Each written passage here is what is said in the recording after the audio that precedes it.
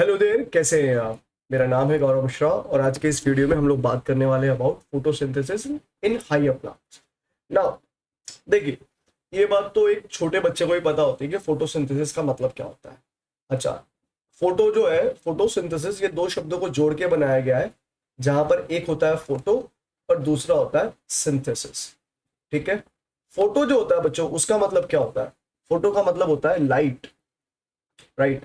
Photo का मतलब क्या हो जाता है? लाइट। और सिंथेसिस का मतलब होता है to make. So what are we going to do is we will be preparing the organic food with the help of the light.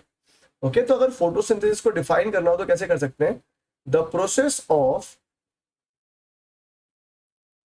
Process of manufacturing organic food, organic matter in fact, by green parts of plant, right? Green parts of plant with the help of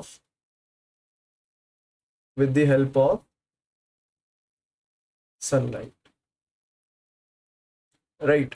तो अगर photosynthesis को define किया जा रहा है तो photosynthesis को कैसे डिफाइन कर सकते हैं? The process of manufacturing the organic food by the green part of the plant using the sunlight, with the help of the sunlight. And for this, the raw materials that you will be using will be carbon dioxide and water. अच्छा देखिए, मैं water को यहाँ पे क्या कर देता हूँ, मार्क कर देता हूँ, क्योंकि बाद में हम लोग देखने वाले हैं कि सिर्फ वाटर को यूज करके फोटोसिंथेसिस नहीं हो सकती है, और भी बहुत सारे ऐसे सूटेबल हाइड्रोजन के डोनर होंगे जिनको यूज करके हम लोग फोटोसिंथेसिस कर सकते हैं। चलिए, अगर आपको इतना पता चला है तो आपको ये भी पता चलेगा कि कार्बन डाइऑक्साइड और वाटर जब जुड़ते हैं, ठीक है, CO2 प्लस वाटर, ये हमारे क्या हो गए, इस प्रोसेस के रिएक्टेंट्स हो गए। इन रिएक्टेंट को यूज करेंगे, ठीक है, इन रिएक्टेंट को हम लोग क्या करने वाले हैं, यूज करने वाले हैं, और प्रोड्यूस करेंगे ऑर्गेनिक मैटर। क्या प्रोड्यूस करने वाले हैं? Organic matter. तो कौन सा ऑर्गेनिक मैटर प्रोड्यूस होगा बच्चों? यहाँ पे प्रोड्यूस होगा C6H12O6 अलॉन्ग विथ ऑक्सीजन और थोड़ा बहुत वाटर। ठीक है, तो इस रिएक्शन को अगर बैलेंस करना हो तो कैसे लिखा जा सकता है? 6 molecule of carbon dioxide combines with how many molecules of water? They combine with 12 molecules of water to form C6H12O6, 6 molecules of oxygen and 6 molecules of water. So this is a balanced reaction that we will be writing for photosynthesis. Okay. Now, you might ask yourself a question कि भैया photosynthesis जो है वो plant सिर्फ और सिर्फ food बनाने के लिए करता है, तो क्या इकोसिस्टम में फोटोसिंथेसिस का कोई और रोल है ना? जैसे मैंने कह दिया कि फोटोसिंथेसिस जो है, it is the process of manufacturing the food by the plants, in fact the green part of the plant. So does it have any other role in the ecosystem? या it has got lots and lots of roles. उसमें से कुछ हम समझेंगे यहाँ पर, in fact कुछ लिख ही लेते हैं। तो right now I am discussing about the importance of photosynthesis. Okay, importance में सबसे पहला इंपॉर्टेंस तो बच्चों क्या है कि इस प्रोसेस के दरमियान हम लोग क्या करते हैं, कार्बन डाइऑक्साइड का फिक्सेशन करते हैं। इसके वजह से पर्यावरण के अंदर जो कार्बन डाइऑक्साइड है उसकी मात्रा क्या हो जाती है, कार्बन डाइऑक्साइड इन एटमॉस्फेयर, इसका जो लेवल होता है वो थोड़ा सा कम हो जाता है। ऑलराइट, क्योंकि फोटोसिंथेसिस का जो मेजर रॉ मटेरियल है वो आप देख पा रहे हो कि कार्बन डाइऑक्साइड है, तो कार्बन डाइऑक्साइड का हवा में जो लेवल है, जो कॉन्सेंट्रेशन है, वो फोटोसिंथेसिस थोड़ा कम करती है। दूसरा, जितने भी बायोलॉजिकल प्रोसेस है उसमें केवल फोटोसिंथेसिस ऐसा प्रोसेस है जो ऑक्सीजन को ऐड करता है in environment. Oxygen adds in,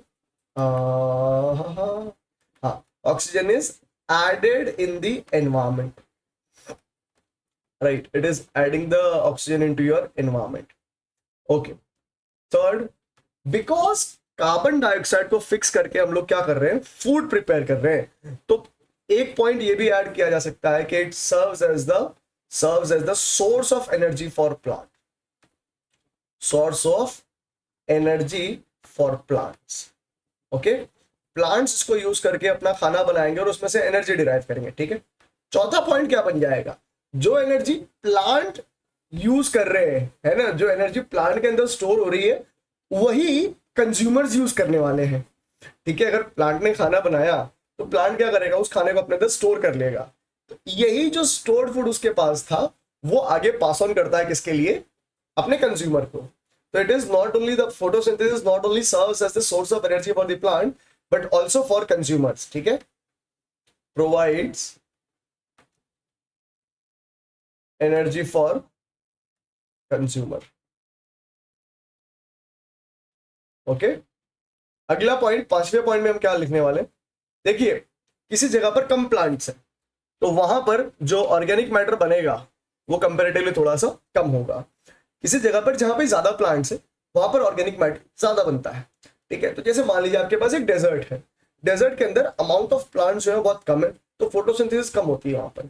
but वहीं पर अगर आप किसी ट्रॉपिकल रेन फॉरेस्ट की बात करते हैं, जैसे अमेजोन रेन फॉरेस्ट हो गया, ठीक है, वहां पर दुनिया भर के प्लांट्स हैं, because there are lot of plants there, तो वहां पर क्या होगी, प्रोडक्टिविटी ज्यादा होगी। प्रोडक्टिविटी का मतलब क्या होता है, the rate of biomass production. किसी जगह पर कितना बायोमास प्रोड्यूस हो रहा है उसे क्या कहा जाएगा, उस जगह की प्रोडक्टिविटी। तो ये क्या कंट्रोल करेगा, photosynthesis, it controls the productivity, controls the productivity. More is the photosynthesis, more will be the productivity of that particular place. अगर आप लोअर क्लासेस में है, if you are in maybe 11th and 12th, तो आपको शायद ये 11th में अभी प्रोडक्टिविटी का कंसेप्ट नहीं आएगा, आपको 12th में ये कंसेप्ट आएगा प्रोडक्टिविटी का, तब आप शायद रिलेट कर पाए इस चीज को। अच्छा, आगे आप देखेंगे कि जितने भी प्लांट डिराइव प्रोडक्ट है, प्लांट डिराइव प्रोडक्ट का मतलब क्या होता है, मैं तो बोल रहा हूँ कि भैया फोटोसिंथेसिस में सिर्फ और सिर्फ ग्लूकोज बनता है, बट क्या प्लांट केवल फोटोसिंथेसिस करने पर खाली ग्लूकोज बनाता है? हाँ जी, क्या प्लांट केवल फोटोसिंथेसिस करके ग्लूकोज बना पाता है? नहीं यार, सेकेंडरी मेटाबोलाइट्स भी होते हैं, ऐसे बहुत सारी चीजें बनाई जाती है प्लांट्स के द्वारा जो हम लोग डायरेक्टली या इनडायरेक्टली यूज करते हैं, ठीक है।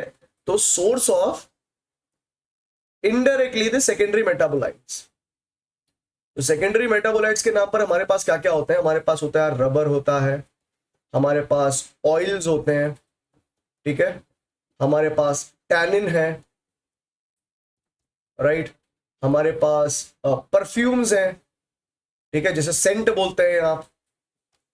तो ये सारी कुछ सेकेंडरी चीजें थी जो हमें फोटोसिंथेसिस के द्वारा क्या मिल रही हैं, ऑब्टेन हो रही हैं। और लास्टली क्या होता है, देखो जितना भी बायोमास प्लांट के अंदर होता है, तो हम जो देखते हैं कि फॉसिल फ्यूल है ना, जो बायोमास प्लांट के अंदर था वही तो बहुत समय के कंपैक्शन और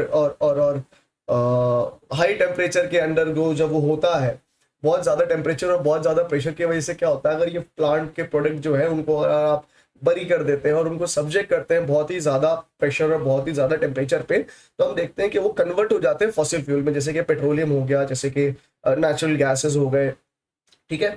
तो बच्चों यहाँ पर मैंने ना आपको एक फेयर बिट ऑफ आइडिया देने का कोशिश किया कि फोटोसिंथेसिस क्या है, उसके रिएक्शन को हमने समझा है और हमने ये समझा कि इंपॉर्टेंस ऑफ फोटोसिंथेसिस क्या होता है। अगले वीडियो में हम लोग बात करेंगे कि जो रिएक्शन मैंने यहाँ पे तुम्हें लिखकर बताया, C6 आई मीन ये जो तुम्हारे 6 कार्बन डाइऑक्साइड के molecules combining with the 12 molecules of water to form glucose, oxygen and water, ये रिएक्शन एग्जिस्टेंस में कैसे आया, मतलब हम लोग बात करने वाले about the history of photosynthesis, right. So till then, take a very good care of yourself and see you in the next video. God bless us all.